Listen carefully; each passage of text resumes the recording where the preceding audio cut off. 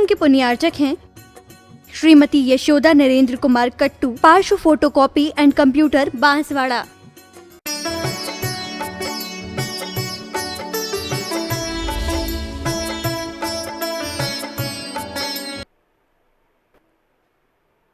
एकदम बहुत वकील बड़ी शालीनता से उन्होंने कहा कि हमारे गुरु हैं, क्योंकि वो जैन श्रावक नहीं हैं, लेकिन उनने जो अपने ढंग से पेश किया, ये हमारे गुरु हैं, जहाँ हमारे गुरु जाएंगे वहाँ हम जाएंगे।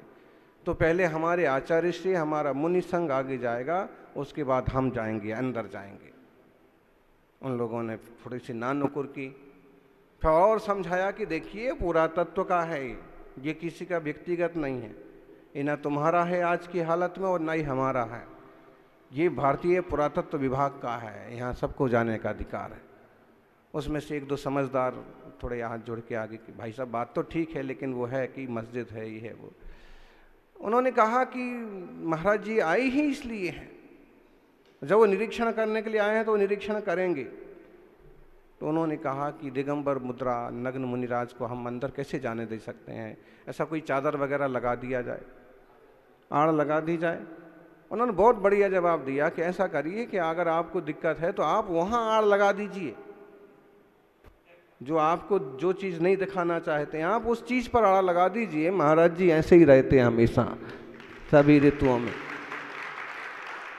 क्योंकि हमारे साथ श्रावक थे, लेकिन श्रावक को या तो उन्होंने मौन रहना ठीक समझा, लेकिन उन्होंने जो पेश किया एकदम सटीक ढंग से, और अंततः वो 5-7 युवक आगे आगे चलने लगे, ठीक है आप आइए। फिर हम नहीं गए अंदर, हमने कहा उनको कहो। फिर वो टोपी वाले आगे आए, आप आइए, पधारिए, आप पधारिए। फिर अंदर गए साधु। तो अंदर बाहर तो क्या है, वो तो पूरा एक खुला हुआ एक बड़ा सारा वास्तु है, मंदिर रहा है कभी। ये शुरू की पंक्तियां इसलिए पढ़ी कि दुनिया में लोग इकट्ठा बहुत करते हैं, लेकिन साथ कुछ नहीं जाता। फिर भी हमारे पुरखों ने जो मंदिर बनाए, ये नसियां 5-5 और एक से एक सुंदर जिन प्रतिमाएं। पसीना आ जाए। आज ये शहर के बीच में जो जमीनें जैन समाज की हैं और जिन पर लोगों ने कब्जा कर लिया है या जिनका भाड़ा नाम मात्र का देते हैं, उसे ही आप वापस छुड़ाना चाहो तो ही पसीना आ जाता है। पसीना नहीं, लघु शंका तक आ जाती और छूट नहीं पाता है। ऐसी बेशकीमती ये चीज़ें हैं, समाज का कर्तव्य है कि इन्हें संभालें। जब हम उस तरफ से वापस आ रहे थे तो दरगाह के आसपास कई सारी दुकानें, बोले ये भी जैन की, ये भी अमुक नसिया जी की, ये अमुक छोटे धड़े की नसिया की, ये अमुक नसिया जी की दुकानें हैं, और छोटे मोटे भाड़े पर सब चल रही हैं। ये अमुक जैन साहब का घर है। ये पूरी जैन बस्ती थी। मस्जिद के इस तरफ पूरा शराब की मोहल्ला दिगंबर जैनों का, उस तरफ पूरा मोहल्ला ओसवाल जैनों का, और आप सब छोड़ छोड़ के भग गए। सबको आलीशान कोठी चाहिए, अपने पुराने मंदिरों से कोई मतलब नहीं रह गया। हम क्या बोलें और आपको। और बेचा भी किन को? उनको बेचा कि वो एक जगह बैठ गए तो आजू बाजू की पूरी जगह आपो आप धीरे धीरे वो खाली करवा लेते। तुम्हारी एक कोठी तो वो खरीदेंगे, लाख रुपए की होगी तो करोड़ों में खरीदेंगे एक कोठी, एक बिल्डिंग। बाकी सारी बिल्डिंग वो आपो आप जैसे तैसे खाली करवा लेंगे, खरीद लेंगे, मुफ्त में भी ले लेंगे। उनकी नीति रीति ऐसी। खैर वो कोई दुश्मन नहीं है, उनकी चाल डाल वैसी है। बाकी समझने की बात यह है कि श्रावकों, जिनालय के आसपास अगर आपका घर है तो उसे ऐसे लोगों को मत दो कि दर्शन करने जाने वालों को मुश्किलें पैदा हो जाएं। देना है किसी जैनी भाई को दे दो। आप कहो कि वो तो 50 लाख में ले रहे, जैनी 25 में ले रहे। अकेला मुनाफा और रुपया मत देखो, धर्म की, समाज की सुरक्षा भी देखो। जिस घर में पुरखों ने पानी छान छान के पिया है, ऐसा ना हो कि लोग वहां जाकर के खून के पकवान बनाएं। ऐसे हाथों में संपत्तियां न चली जाएं। किसी भाड़े पर श्रावकों को दे दो, पहचानो, इतना बड़ा समाज है, कोई तो गरीब होगा जैनों में भी, आपके परिचय में होगा, जो शहर में आना चाहता है, इस बसना चाहता है, रिश्तेदारों में मिल जाएंगे। लेकिन हमारी बुद्धि तो बहुत संकीर्ण है, बहुत छोटा सोचते हैं हम, बस अपना सोचते हैं। फिर चाहे अपना रिश्तेदार, अपना भाई क्यों ना भूखा रह जाए। थोड़ा उदार और गंभीर बनने की जरूरत है समाज को। अचानक से समाज की बात कहां से आ गई? इसलिए आ गई कि जो हमने देखा ना कि विश्व प्रसिद्ध है वो दरगाह मोइनुद्दीन चिश्ती की, बड़े बड़े नेता अभिनेता, और उसके आसपास की तो तुम्हारा एक कमरा भी होगा तो भी करोड़ों का होता है, और तुम वो बेच करके कॉलोनी में आलीशान। लेकिन वो मंदिर का क्या होगा? आज गोधों का गोधावाड़ी, इतना मंदिर बढ़िया, लेकिन वहां तक पहुंचना ही दुर्लभ। एक टैक्सी जैसी खड़ी थी और उसमें साग सब्जी वाले सब टोपे वाले, तो फिर युवाओं ने उसको धक्का दे करके अलग की, तब वो छोटी सी गली का रास्ता खुला, मुहाने पर ही वो सब खड़े थे, उनका अपना काम धंधे का समय। फिर अंदर गए, वो गली में से अंदर देखा कि सुंदर बड़ी 9 प्रतिमाएं विराजमान है।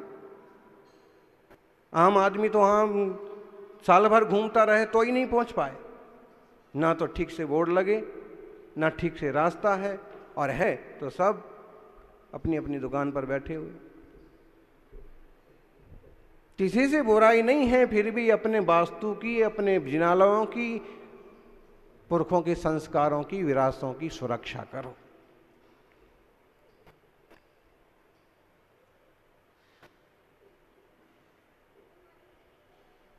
अक्सर कर हम बोलते हैं कि भाई अगर आप सक्षम हो गए हो, आपको बाहर कॉलोनी में मकान खरीदना है या खरीद लिया है, बनाना है या बना लिया है, तो आप अपना बस्ती वाला, मंदिर के पास वाला, अगर दान की भावना है तो मंदिर को ही दान कर दो, ताकि कमेटी ठीक ढंग से उसको सुधार करके उसका कोई सदुपयोग करे, कराए। और अगर दान करने की भावना नहीं है तो किसी अपने जानने वाले को थोड़े कम ज़्यादा में दे दो, भाड़े पर उठा दो। लेकिन ऐसे आदमी को मत दो कि दिगंबर मुनि कभी वहाँ दर्शन को जाना चाहें तो उनको अड़चनें पैदा हो जाए, वहाँ की गंध, वहाँ का खान पान ना बिगड़ जाए। पूरे समाज को, पूरे देश में, दिल्ली में क्या, बम्बई में क्या, जयपुर में क्या, अजमेर में क्या, सब जगह यही हाल है। क्योंकि पुराने शहर की संरचना तो है छोटी छोटी सी गलियों में, अब इनकी भाई साहब के पास आ गई मर्सिडीज, बढ़िया गाड़ी भी आ गई, बढ़िया लाड़ी भी आ गई, और दोनों को रखने के लिए चाहिए आलीशान घर। इतनी तो जरूर सज्जनता रखो कि अपने मंदिर के 100, 200, 300 मीटर की जो वास्तु है,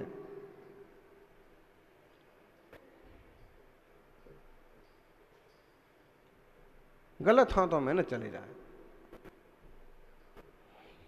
सज्जनों, पुरखों ने तो बड़ी बड़ी चीजें बना दी, कभी वक्त पड़े तो छोटी मोटी जमीन, छोटा मोटा घर हमें भी दान करने की औकात रखना चाहिए।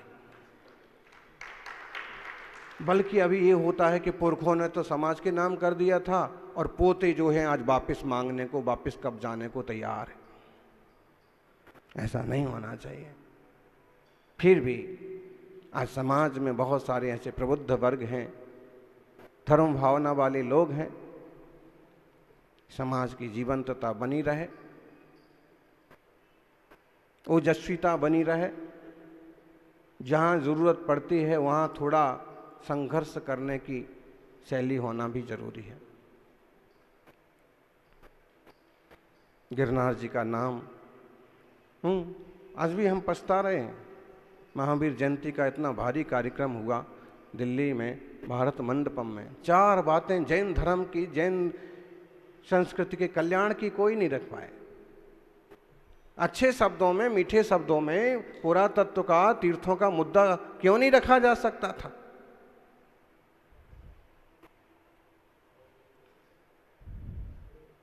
गौ हत्या बंदी का मुद्दा क्यों नहीं रखा जा सकता था? कत्ल खाने बंद होना चाहिए, मोदी जी तो कहते थे जब गुजरात में मुख्यमंत्री थे। अब क्या हो गया?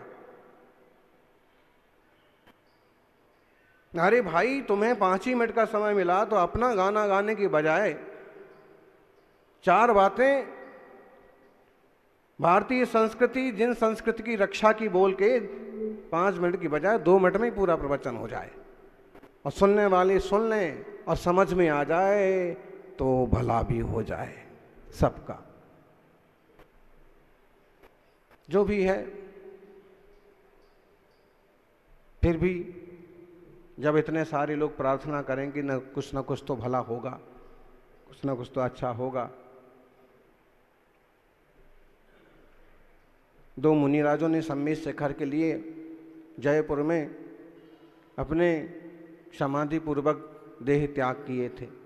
आज भी देश में, अखबारों में और साधु संतों में उसकी खबर है। और जब सीधी उंगली से घी नहीं निकलता है, ठीक ढंग से नहीं ठीक काम चलता है, तो साधुओं को फिर इस तरह से उपक्रम करना पड़ते।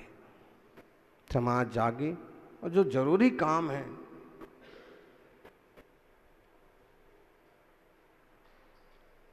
संगठन बनाओ कोई दिक्कत नहीं, संस्थाएं बनाओ कोई दिक्कत नहीं, लेकिन उनमें काम होने चाहिए, मजबूत और जुझारू लोग होना चाहिए। आप जिस भूमिका में हैं उस लायक आपको काम करना पड़ेंगे।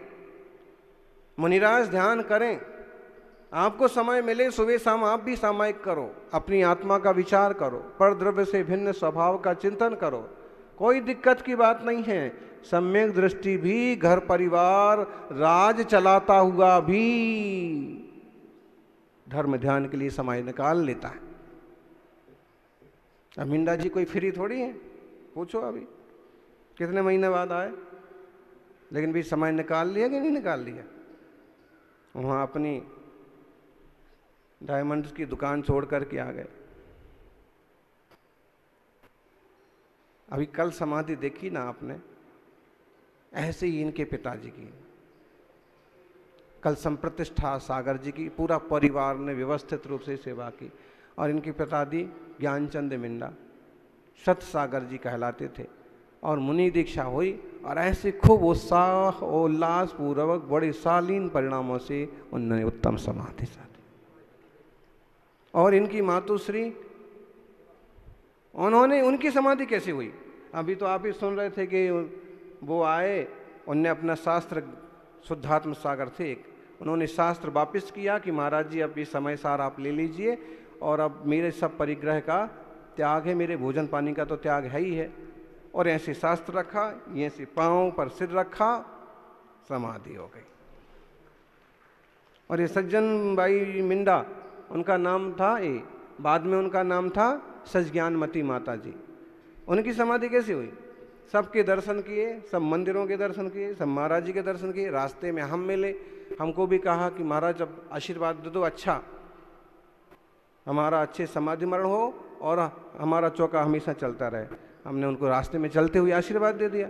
फिर हम चले गए कि अब पाठ करेंगे। तो पाठ करने के लिए हम यूँ बैठ रहे थे कि किसी ने कहा कि महाराज जी, माता जी तो तखत पर जाके अपने आसन पर जो उनके बैठने का था वो बैठ गए हैं और उनकी समाधि चालू हो गई। हमने कहा कि अब भी वहीं रास्ते में चल के, जैसे वो अपने रूम में पहुँचे और हम अपने स्थान पर पहुँचे, हम वापस गए। बाकायदा वो तो यूं बैठे थे और अंतिम सांसें चल रही थी, नमोकार मंत्र सुनाया, समाधि हो गई। भले उनकी 75 से आ गई थी, लेकिन मतलब एक्टिव पर्सन, और मतलब है कि जिंदगी भर जो साधु सेवा की तो उसकी समाधि भी ऐसी सुख से होती है, बिल्कुल नहीं तो कई बार साधक को 2-4 घंटे 2-4 दिन बेहोशी तक में निकल जाते किसी जीव के। तो क्योंकि हो सकता है कि बेहोशी में भी उनके परिणाम अंतर्मुख हों, शरीर बिगड़ गया है, मन हैंग हो गया है, वो अंदर में जाग रहे हों, लेकिन बाहर से हमें कैसे लग रहे कि इन्हें कुछ नहीं सुन पा रहे। लेकिन ये जीव ऐसे हुई है कि बाहर से भी सुन रहे, चल फिर करके बस बैठ गए, समाधि हो गई। हार्ट का प्रॉब्लम हो कि कोई चिल्ला चोट हो कि कुछ नहीं, जैसे एक सामाजिक में बैठते हैं, बस बैठ गए। तो ऐसा जो है ना, इसको जिनवाणी में कहा है सुमरण, समाधि मरण। इसको बुलाओ, उसको बुलाओ, ये दवा लाओ, वो काम करो, ऐसा नहीं। फिक्र भी, आखिरी बात भी बोली तो इतना है, आप मुझे बढ़िया आशीर्वाद दो और इन सब का परिवार का धर्म ध्यान चलता रहे, इसका आशीर्वाद दो, बात खत्म। संप्रतिष्ठ सागर जी की समाधि एकदम, अभी हम 10 बजे, 10:15 बजे उनको संबोधित करके गए। हमने कहा सारे विकल्प छोड़ दो, छोड़ दिए, कोई टेंशन मत रखो, कोई टेंशन नहीं है। पाँव पकड़ पकड़ के अच्छे से नमस्कार कर लिया और बस मुनिराज उपस्थित रहे। जब तक हम पहुंचे 11:30 बजे, तब देखा तो आखिरी सांसें चल रही। खुद कहा उठा के बिठा दो, नमोकार के जाप कर रहे। सौभाग्यशाली हो, किसी को ये भले हल्का लगता हो कि इसमें क्या हो गया, सब लोग मरते हैं, वो भी मर गए। नहीं, सब लोग मरते हैं चाहना में, कुछ चाहिए था और नहीं मिल रहा फिर भी मर रहा। सब लोग किसी से मिलना चाहते थे, दवा चाहते थे, हॉस्पिटल जाना चाहते थे और जीना चाहते थे, लेकिन वो मजबूरी में मर रहा पड़ा। और ये जो है ज्ञानी है, इसे समझ में आ गया, मुनियों का सानिध्य है, एक से तो छुड़ाया गया, ये खुद छोड़ के शांति से जा रहा है। जो खुद छोड़ता है उसको बहुत कुछ मिलता है, जिससे छुड़ाया जाता है उसको कुछ नहीं मिलता। इसलिए समाधि मरण वालों की प्रशंसा और गीत गाए जा रहे हैं। अभी माता जी, महाराज जी सब श्रद्धांजलि, विनयांजलि दे रहे थे।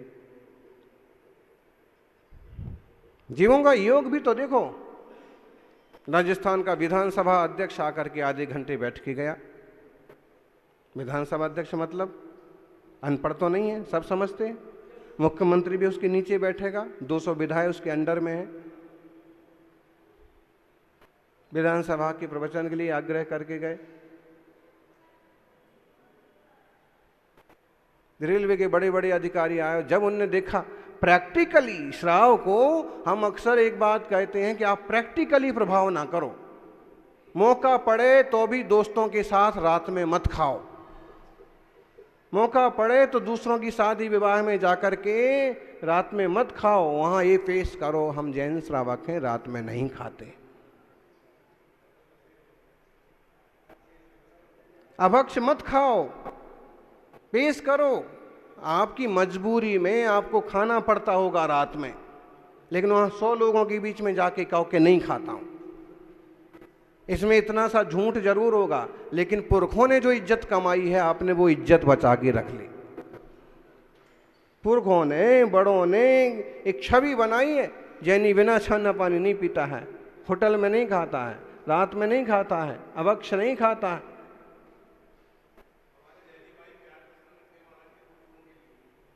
गलत बात है।